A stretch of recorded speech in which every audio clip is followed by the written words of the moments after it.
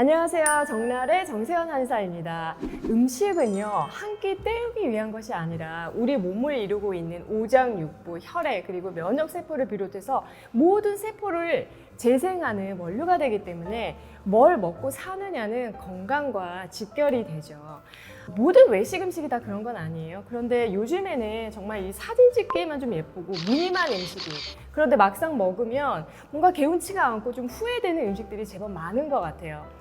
그래서 오늘은 먹거리에 특히 신경을 써야 하는 우리 암 많은 분들이 여행지에서나 아니면 평상시에도 외식을 할 때 꼭 피해야 하는 3가지를 알려드릴게요.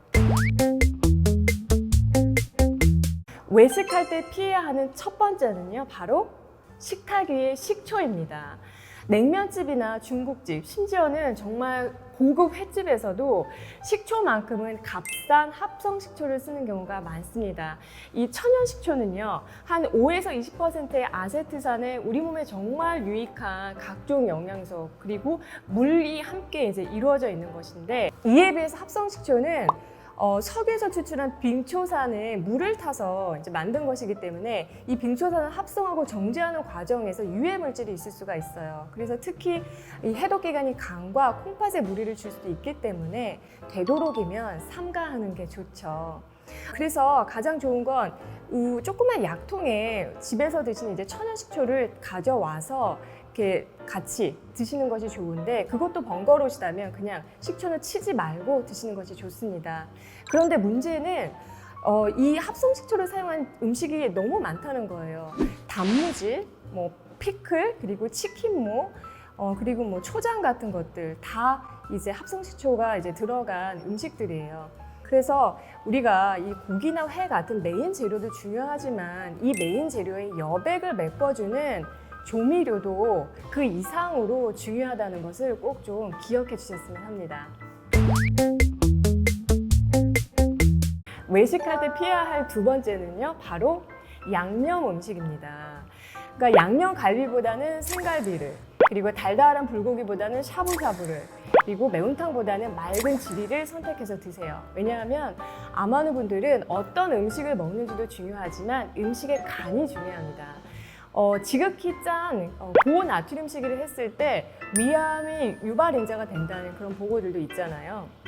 그래서 이 음식의 간을 잘 맞춰 먹는 것이 중요한데, 외식업소에서는 자극적인 맛으로 최대한 많은 손님을 끌어모을 수밖에 없기 때문에 당연히 이 양념이나 소스도 달고 짠, 단짠, 그리고 화끈하게 매워지기 마련이에요.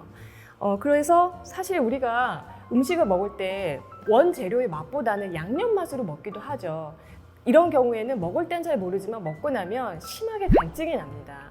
그래서 음식은 내가 먹을 때 콜라 같은 것을 들이키거나 아니면 먹고 난 후에 심하게 물을 벌컥벌컥 마시고 싶을 정도가 아니라 항상 담백하게 드시는 것이 가장 좋아요. 그런데 이렇게 내 입맛에 맞게 간을 조절하기가 어렵기 때문에 외식할 때는, 그래서 양념 맛보다는 원재료의 맛을 즐길 수 있는 메뉴를 선택해서 드시는 게 좋겠습니다.